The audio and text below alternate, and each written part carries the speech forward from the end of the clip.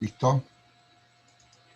Bueno, entonces decíamos la prensión de los alimentos en el bovino. Entonces el bovino lo que hace es, lo envuelve con la lengua, dijimos, con las papilas cornificadas que están mirando hacia caudal, lo enganchan en el alimento, lo meten adentro de la boca, hacen una presión de los incisivos sobre el rodete dentario y cortan el alimento. Y dijimos que hay dos momentos críticos entonces en la alimentación del bovino.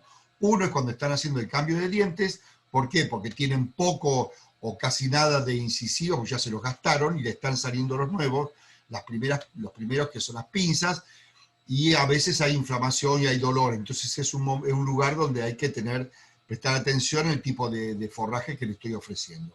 Y otro momento crítico cuando son viejos. Cuando son viejos se les gastan los incisivos y los empiezan a perder, se les empiezan a caer, y bueno, nuevamente es un momento complicado para la alimentación, sobre todo en las madres. No hablemos de lo que, digamos, de las vaquillonas ni los novillos, porque esos ya van para faena y nunca llegan a ser viejos, van cuando tienen toda la dentadura llena, obviamente. Se van sin la dentadura llena generalmente a faena, ¿no? Porque se van con 2 años de edad, a 1 año y 8 meses, entonces, bueno, en esos no hay tanto drama. Sí en las madres, y sí en los toros, y sí en los terneros. ¿Estamos? Bueno. La otra especie es, en el caso de los caprinos, lo que tienen es un labio leporino, como ustedes ven, que lo tienen partido y tienen motilidad como si fueran dos. ¿Me ven los 2 dedos? Sí. Bueno, como 2 dedos que hacen así y se meten bien profundamente en la pastura, entonces llegan bien abajo y bueno, con eso, con el movimiento de los labios, los meten adentro de la boca y aprietan los incisivos contra el rodete dentario del maxilar, y bueno, con un movimiento de cabeza también hacia atrás cortan la pastura. O sea que ellos pueden comer alimentos que están mucho más, o sea que comen hasta mucho más abajo, hasta muy cerca de la tierra. En cambio, los bovinos eso no lo pueden, porque no lo pueden agarrar con la lengua. Entonces, como no lo pueden envolver, no lo pueden comer. Les cuesta mucho más trabajo. En cambio, ellos con el labio biporino, el leporino, se meten más adentro y lo pueden comer bien. O sea que no es con la lengua con lo que hacen la aprehensión de los alimentos, sino con los labios, y luego lo aprietan con el rodete dentario y los incisivos.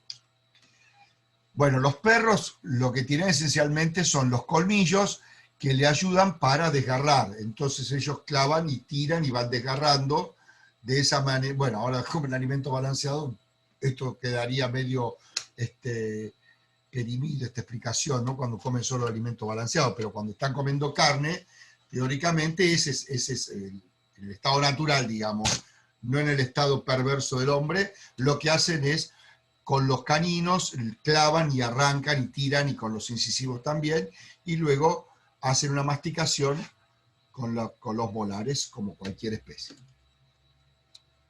En realidad, para algo que no les dije, es en el caso de los bovinos, la masticación, hay 2 etapas de masticación, generalmente, no siempre. La primera es cuando están levantando el alimento, como en este caso va a haber 2 etapas, porque va a haber rumiación. Si fuera una molienda, no habría rumiación, o poco y nada. En este caso, lo que ocurre es que el primer momento lo envuelven, cortan, lo mastican, pero no con paciencia, sino pocos movimientos masticatorios, y lo degluten. Eso es lo que hace el bovino. En el momento cuando ocurre el proceso de rumiación, que hay una regurgitación, en ese caso hay una reinsalivación, una nueva masticación, y ahí sí, la masticación es pausada, es tranquila, y lo vuelven a deglutir. Hace más o menos entre 48 y 55 movimientos masticatorios, con movimientos de diducción, como cualquiera, y de lateralidad. Y en el movimiento de lateralidad hace que, como la mandíbula es un ángulo mayor que el maxilar, hace que las muelas del maxilar se gasten en visera hacia adentro y las muelas de la mandíbula en visera hacia afuera, por el movimiento de lateralidad que hacen. O sea, no solamente hacen así, sino que también hacen así, tipo yankee mascando chicle. Y eso genera esa característica. En el caso de las ovejas, la masticación también es igual que en la vaca, que en el bovino. O sea, la primera masticación es una masticación incompleta y luego es una masticación más pausada durante la rumiación. Están acostumbrados a comer un alimento mucho más duro, mucho más rústico, los caprinos, ¿no es cierto? Y las ovejas igual. El caso de los perros ya dijimos que desgarra y la masticación es incompleta siempre. Hacen muy poco movimiento masticatorio y adentro. Te mastica un poquitito, taca, taca, taca y adentro. Entonces no hay un buen proceso de masticación y el alimento que recibe el estómago es un alimento que está mucho menos triturado, macerado e insalivado. En el caso de, miren qué linda foto del caballo. ¿Les gusta la foto? Hola. Sí, profe. Hola, profe. Uno la puede poner si quiere en su, ¿cómo se dice? En su presentación de WhatsApp. Mira qué bonito. Bueno, el caballo, pero la elegí porque me gustó como lo que se puede ver. Y es que los incisivos son filosos al principio, pero enseguida tienen un desgaste y la superficie plana que tienen de los incisivos superiores y los incisivos inferiores hacen que apriete el pasto. Entonces, con esos dientes planos, lo aprietan con el labio. Es un labio, fíjense la motilidad que tiene el labio, un labio que tiene mucha motilidad, sobre todo el labio superior, que es con el que envuelven el pasto, lo meten adentro de la boca, hace la prensión con los dientes que lo aprietan con los incisivos y con un movimiento de cabeza hacia atrás y lateral, cortan el pasto. Y la lengua es una lengua que no tiene nada que ver con la lengua de un bovino. O sea, la lengua del bovino, como con eso hace la prensión del alimento, tiene una musculatura y una potencia tremenda. Lástima que no podemos hacer el práctico ahora. Cuando se puede hacer el práctico, no sé si será, cuándo será. Pero creería que este año no va a ser factible. Van a ver ustedes que la lengua del bovino es una lengua que vos la agarrás y para sacarla te cuesta porque hace mucha fuerza, tiene mucha fuerza, mucho músculo. En cambio la lengua de un equino es una lengua bastante pavota, que la agarrás, la sacás con total facilidad, no tiene problema. O sea que la lengua no la utiliza para la aprehensión del alimento. La aprehensión entonces la hace con el labio superior y los incisivos. Así hace la aprehensión de los alimentos. Los gatos, igual que los perros, tienen los colmillos, y fíjense que parte de los incisivos, bueno, acá no se les ve, pero los incisivos son muy, muy chiquititos, pero también desgarra. Fíjense los premolares, qué puntiagudos que son, desgarra y hace una masticación muy pausada, muy tranquila, con mucha dedicación, podríamos decir. Y esto que son las crestas del palatino, esta foto me gustó por eso, está en todas las especies y esto facilita que todos los movimientos de la boca, como están mirando hacia caudal, en los movimientos de masticación y con la lengua, que la lengua se levanta y desplaza sobre la línea dentaria al alimento para que sea triturado, eso es igual en todas las especies, con los movimientos de la lengua, hace de que el alimento vaya avanzando hacia el ritmo de la fauces para ser deglutido. Y lo que sí tienen los felinos es muchas papilas y largas en la lengua. No sé si usted alguna vez lo lengüeteó un gato, pero es muy feo que te lengüetee un gato porque es muy áspera. Y eso le sirve para tomar agua. El equino lo que hace es cerrar la boca y chupa el agua. El bovino hace lo mismo. Y el caprino también, y la oveja y los ovinos también.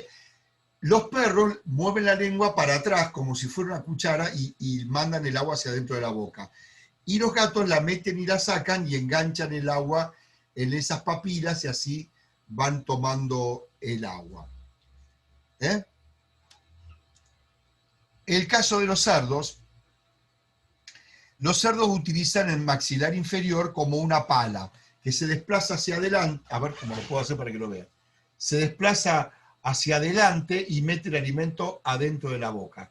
Este es el movimiento que hace cuando está haciendo la aprehensión de los alimentos, que lo hace con el maxilar y la mandíbula, hace la aprehensión y busca con la mandíbula, la desplaza hacia adelante, hacia atrás, hacia arriba, y hace como una pala y mete el alimento hacia adentro de la boca. Naturalmente, lo que estaría haciendo es osando y rompiendo y levantando, y luego hace la incorporación, la aprehensión e incorporación del alimento. Y para tomar agua hacen lo mismo, es muy parecido, fíjense las particularidades que tiene. La lengua es una lengua que no tiene mucha motilidad, que digamos, y muy pocas papilas también. Entonces hace lo mismo, desplaza hacia adelante la mandíbula y succiona, y esa es la forma que tienen de tomar agua. Por supuesto que los criaderos empujan el chupete que tienen, es otro sistema, pero digamos que la naturaleza lo haría así. Nada más que es muy raro encontrar, ustedes son veterinarios, son futuros veterinarios, espero que sean todos veterinarios, por lo tanto nunca van a estar trabajando, muy raro, con un cerdo en estado de como comen naturalmente, es muy raro, muy poco. Y van a estar trabajando con criaderos, por lo tanto el alimento es un alimento que está molido, es otra cosa, y lo que utilizan es así, como una pala, la mandíbula, y meten el alimento adentro y bueno, toman agua empujando el piquito del bebedero y desplazando el maxilar hacia adelante, con la trompa empujan el chupete, no sé cómo se ve, ahí se ve mejor, ¿no? Desplazan la mandíbula adelante, empuja con la trompa el chupete y el agua les cae, les caería acá, les cae acá el agua y así toman el agua. Bueno, muy bien. Ahora vamos a meternos primero vamos a trabajar sobre bovino y después vamos a trabajar la diferencia entre las distintas especies. Estoy grabando, ¿no es cierto? Me parece que sí. Sí, profe. Bien. Sale ahí arriba. Muy bien. Entonces, ¿hasta acá alguna duda, chicos? Chicas, chiquex. No, De mi parte no, profe. Perfecto. Muy bien. Vamos a meternos entonces en el bovino. En realidad, si uno lo mira desde el punto de vista anatómico, el tubo digestivo, que es una invaginación del endodermo, ¿no es cierto?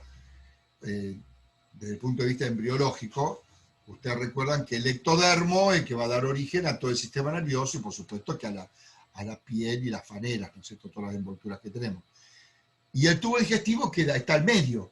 Es una invaginación del endodermo que también va a dar lugar a toda la parte vascular, ¿no es cierto?, del organismo. Vascular, tanto sea linfática como sanguínea, toda la parte vascular.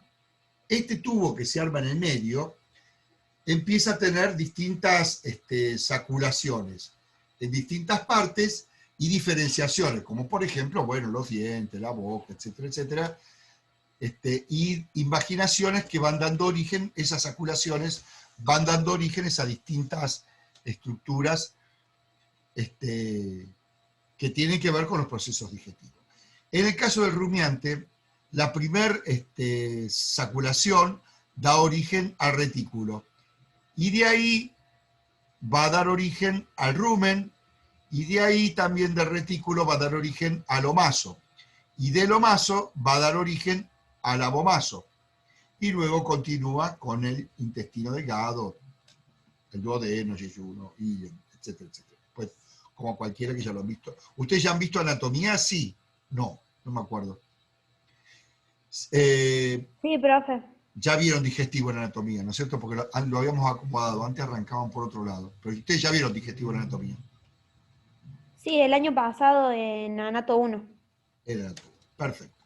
Entonces, primera saculación, retículo, después de ahí, rumen, también del retículo, omaso. Y del omaso, abomaso, del abomaso, intestino. Bueno, después continúa con intestino delgado. El abomaso sería el estómago glandular, pero de los rumiantes. ¿Está? En este otro esquemita que está acá, podríamos decir que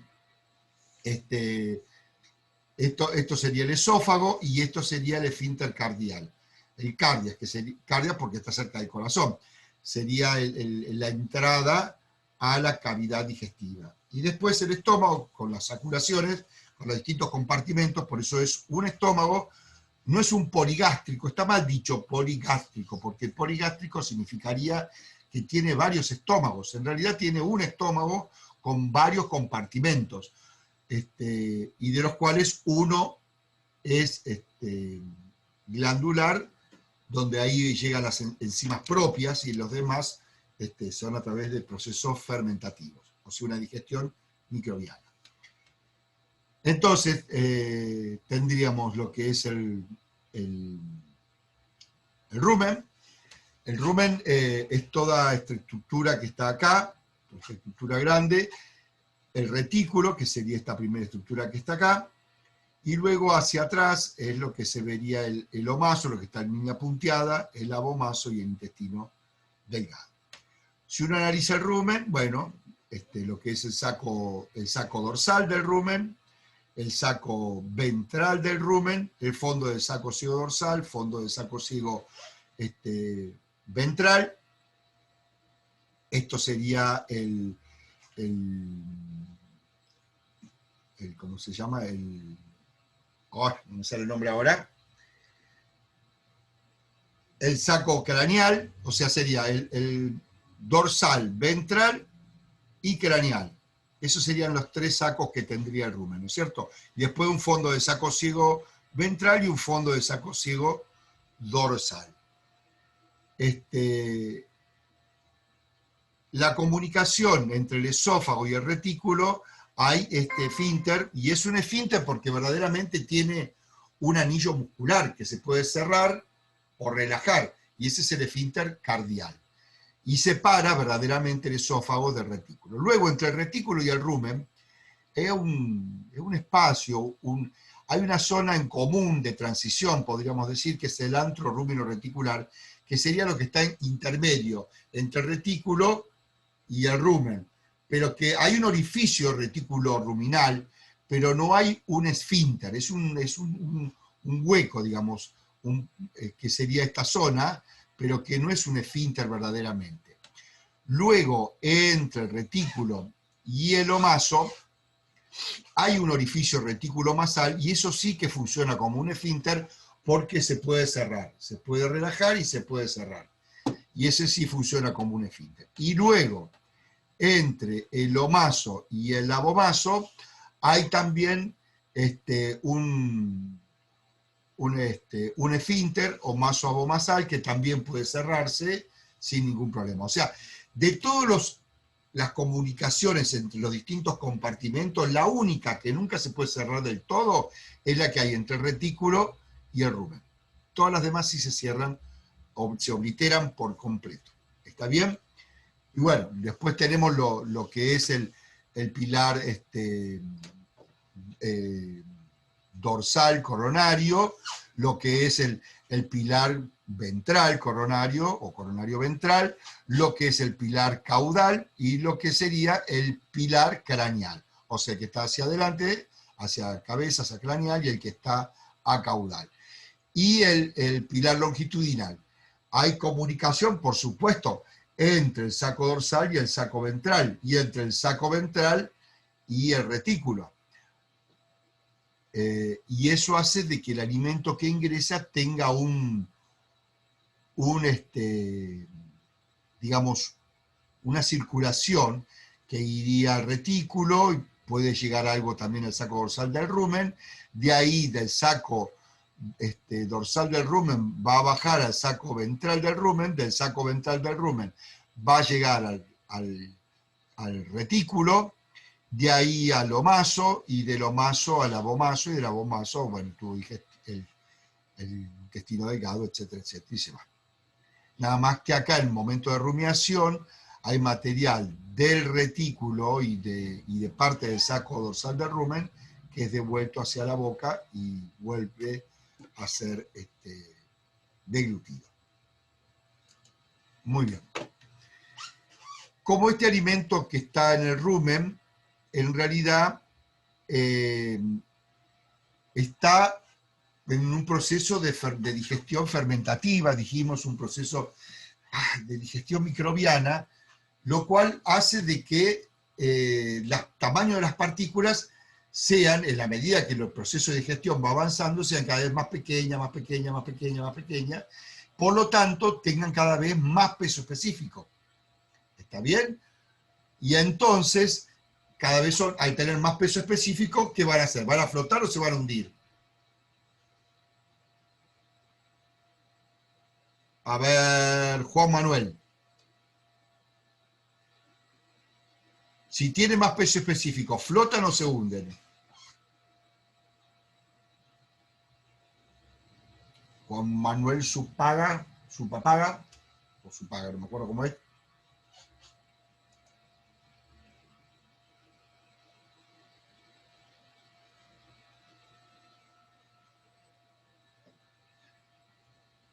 ¿Qué pasa con Juan Manuel?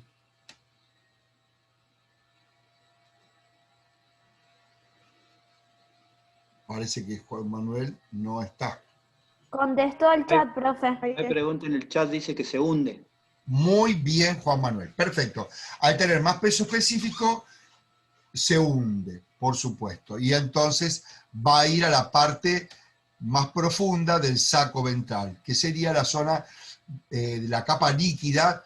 ¿Por qué líquida? Porque es donde está el material más digerido, es más marazado, es más como una pasta, porque está más, ya no apreciarías ni hojas, ni granos, ni nada, es una pasta práctica, más o menos, no del 100%.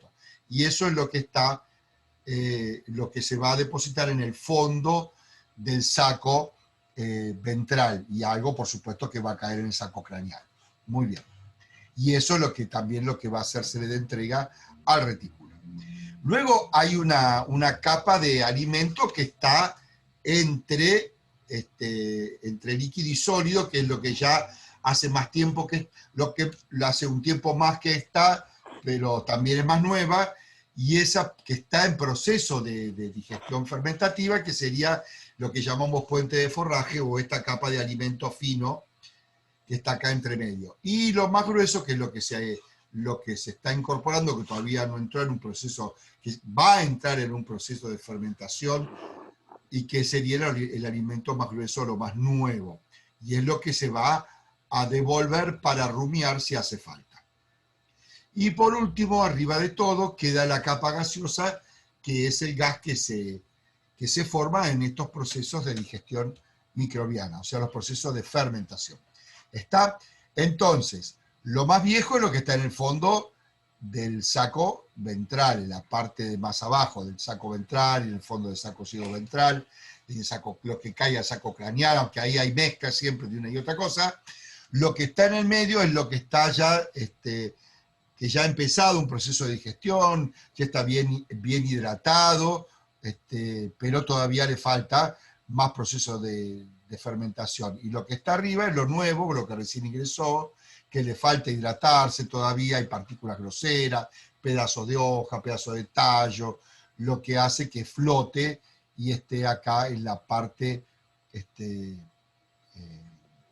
el alimento, digamos, más grosero, más sólido. Y luego la capa de gases que se producen con la fermentación. Muy bien. Por eso el mayor periodo, el mayor tiempo en que permanece un alimento que recién se ingirió en el estómago está en la zona del fondo del ciego y en el fondo del saco ventral.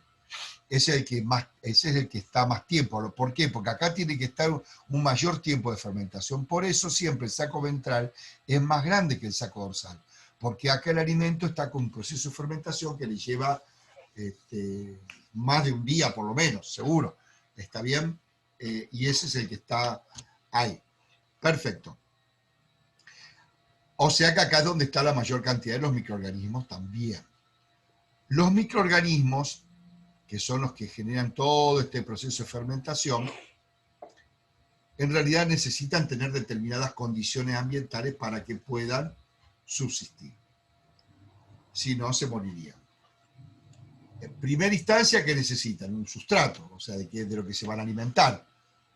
Si son bacterias amilolíticas, necesitan un sustrato que es almidón. Si son bacterias celulolíticas, necesitan un sustrato que es celulosa. Si son bacterias proteolíticas, necesitan proteínas. No hablo de lípidos porque la verdad que los lípidos que se incorporan en la dieta en los rumiantes son muy pocos. Pero también las bacterias los atacan, por supuesto. Pero esas serían las tres grandes familias de microorganismos que habría en el rumen. Celulolíticas, porque atacan la celulosa, porque sería el sustrato. Amilolíticas, porque el sustrato es el almidón.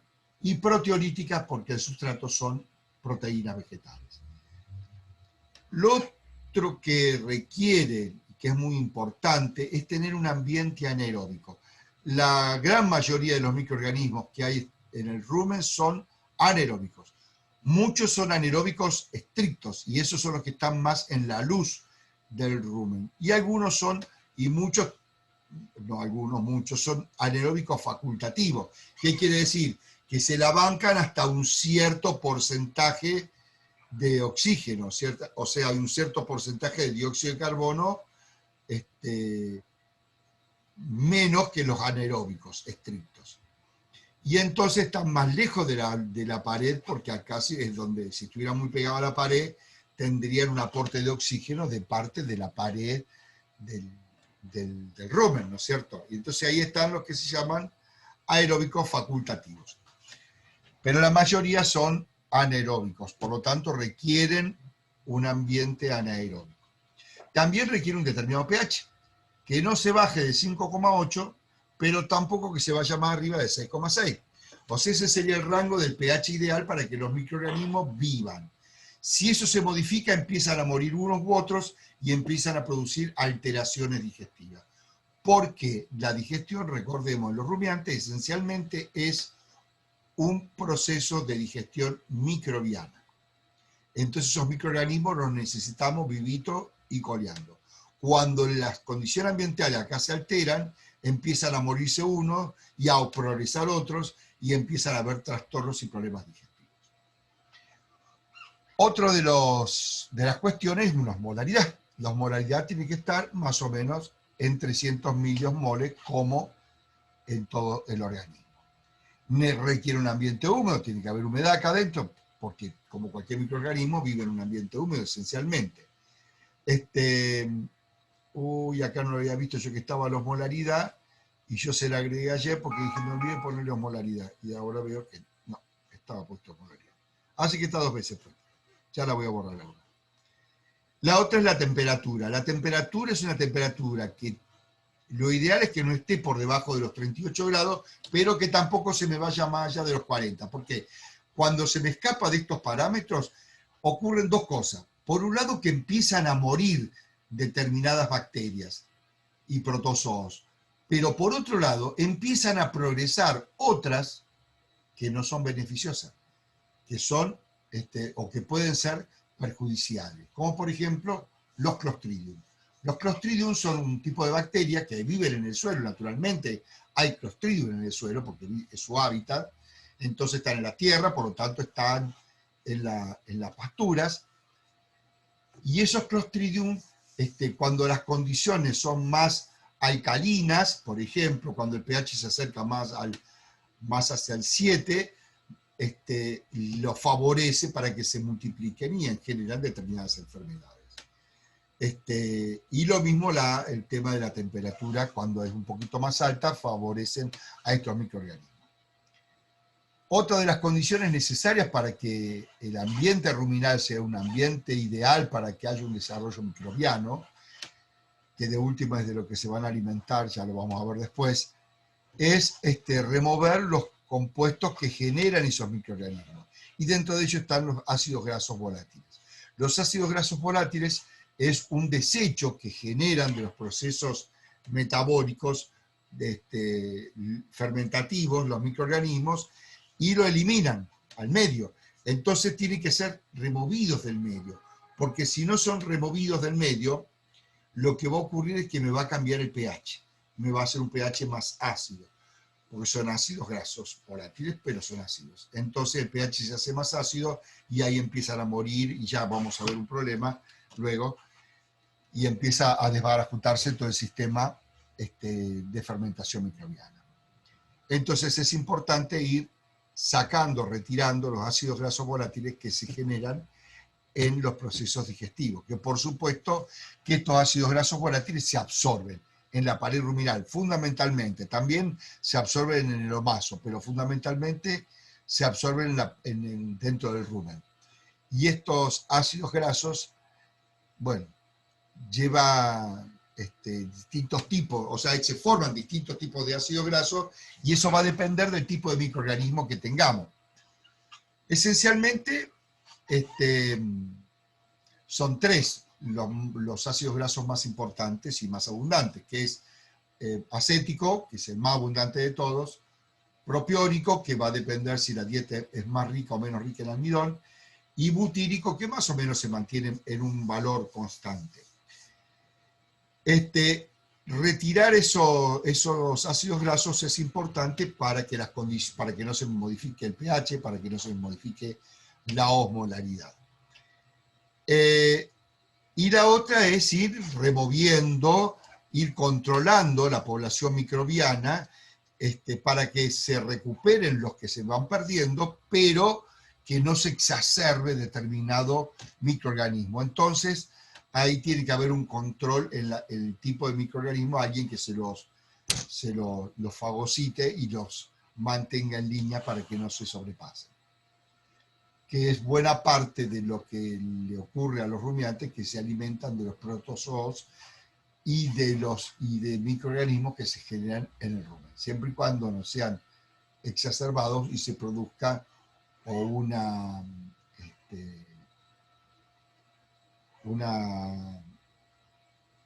me sale ahora el nombre. Bueno, Profe, sí.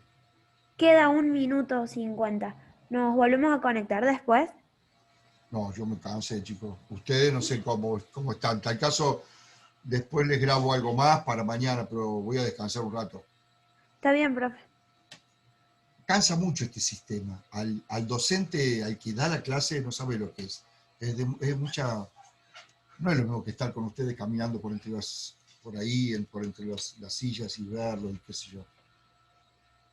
A mí por lo menos me agota, tal vez porque estoy más viejo. Nos quedan 2 minutos 14. Tal vez porque estoy más viejo. Pero bueno, lo que le decía entonces, que estos microorganismos tienen que mantenerse en un equilibrio. Entonces, hay quienes lo controlan y que son fundamentalmente los protozoos que mantienen un equilibrio en el número de microorganismos que hay. Y hay otros microorganismos, como las levaduras, que son muy importantes para mantener las condiciones del pH y sobre todo del ambiente anaeróbico, porque producen dióxido de carbono. Muy bien.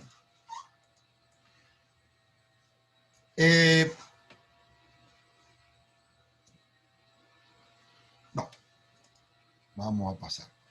Los microorganismos están distribuidos más o menos en estas proporciones.